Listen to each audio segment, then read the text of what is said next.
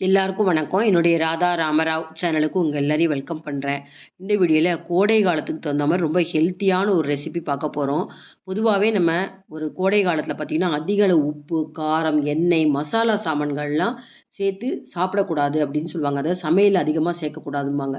அப்போ ரொம்ப மைல்டாக ரொம்ப அதிக அளவு உப்பு, காரம் இல்லாமல் நம்ம சமைச்சு சாப்பிட்ணும் அப்படின்னு சொன்னால் இந்த பீர்க்கங்காய் பருப்பு கடைசல் ரொம்ப ரொம்ப நல்லாயிருக்கும். தினமுமே சமையலில் சாம்பார், வத்த குழம்பு செஞ்சு போர் அடிச்சிடுத்துனா இந்த பீர்க்கங்காவை எடுத்து நான் சொன்ன மாதிரி பருப்பு கடைசலாக செஞ்சு பாருங்கள். இந்த வீடியோ பார்க்குறதுக்கு முன்னாடி இது வரைக்கும் என்னோடய சேனலுக்கு சப்ஸ்கிரைப் பண்ணாதவங்க மறக்காமல் சப்ஸ்கிரைப் பண்ணி எனக்கு சப்போர்ட் பண்ணுங்கள். இந்த பீர்க்கங்காய் அப்படிங்கிறது நீர்ச்சத்து உள்ள காய். பொதுவாக கோடை காலங்களில் நிறைய நீர்ச்சத்து உள்ள காய்கறிகள் தான் சாப்பிட சொல்கிறாங்க. சொரக்காய், வெள்ளரிக்காய், அதுக்கப்புறம் பூசணிக்காய், வாழைத்தண்டு, இதில் பீர்க்கங்காவும் ஒன்று. ரொம்ப சிம்பிளாக அதிக அளவு நம்ம உப்பு காரம் சேர்க்காம இதை செஞ்சு காமிக்க போகிறோம். சின்ன குழந்தைங்க 6 மாத குழந்தையிலேருந்து நீங்கள் தாராளமாக இதை சாதத்தோட பிசைஞ்சு சாப்பிட கொடுக்கலாம். இதை முதல்ல நான் தோல் எடுத்து வச்சுருக்கேன் பாருங்கள். ஒரு பீர்க்கங்காய் எடுத்து தோல் எடுத்து வச்சுருக்கேன். இந்த தோலையும் வேஸ்ட் பண்ணாமல் நம்ம ஒரு துவையலாக அரைச்சிக்கலாம்.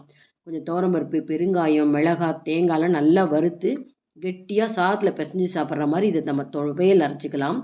இப்போ இந்த பருப்பு கடைசலுக்கு பாருங்கள், பீர்க்கங்காய் நறுக்கி வச்சுருக்கேன், 2 பச்சை மிளகா சின்ன சின்னதாக நறுக்கி வச்சுருக்கேன், கொஞ்சம் கருவேப்பிலை. முக்கியமாக இந்த பருப்பு கடைசல் அப்படின்னா துவரம்பருப்பு.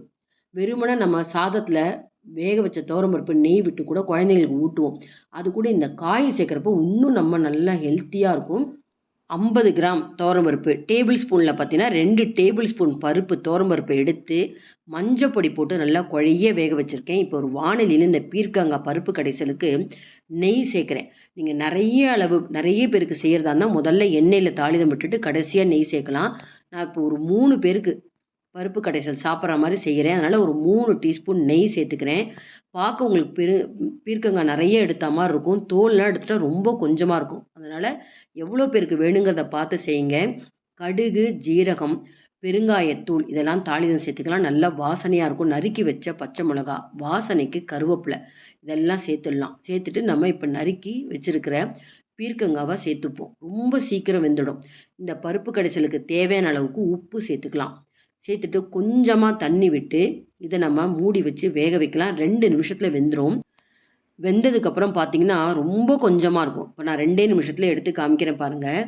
நம்ம போட்டதை விட ரொம்ப பாருங்கள், காயே ரொம்ப கம்மியாக இருக்குது. அதனால் நிறைய நீங்கள் எடுத்துக்கணும். எத்தனை பேர் சாப்பிட்றீங்களோ அதுக்கு தகுந்த மாதிரி நல்லா குழைய வேக வச்ச துவரம்பருப்பு, அது மஞ்சப்பொடி போட்டு முக்கியமாக வேக வச்சா தான் அந்த கலர் நல்லாயிருக்கும். வேக வைக்கிறப்பே மஞ்சப்பொடி போடுங்க, துவரம்பருப்பு வேக வைக்கிறப்பயே.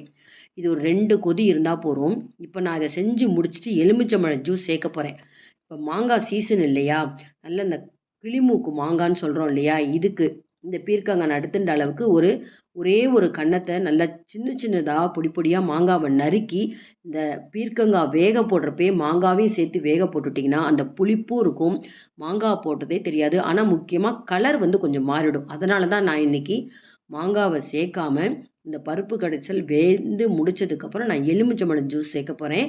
அதனால் மாங்காய் சீசன் இருக்கிற வரைக்கும் கண்டிப்பாக ட்ரை பண்ணுங்கள். பாருங்கள், நல்லா 2 நிமிஷத்தில் இன்னும் நல்லா திக்காக எடுத்து இப்போ அடுப்பை நிறுத்திட்டு எலுமிச்சம்பழம் ஜூஸ் சேர்க்குறேன். எலுமிச்சம்பழம் அப்படிங்கிறது வருஷம் முழுக்கவே நமக்கு கிடைக்கும். மாங்காய் சீசன் இருக்கப்போ தான். அதனால் சீசன் இருக்கிறப்ப நீங்கள் தாராளமாக மாங்காய் சேர்த்து செய்யலாம். ரொம்ப நல்லாயிருக்கும். அதே போல் இந்த பருப்பு கடைசியில் துவரம்பருப்புக்கு பதிலாக பாசிப்பருப்புலேயும் செய்யலாம். அது உடம்புக்கு ரொம்ப குளிர்ச்சி.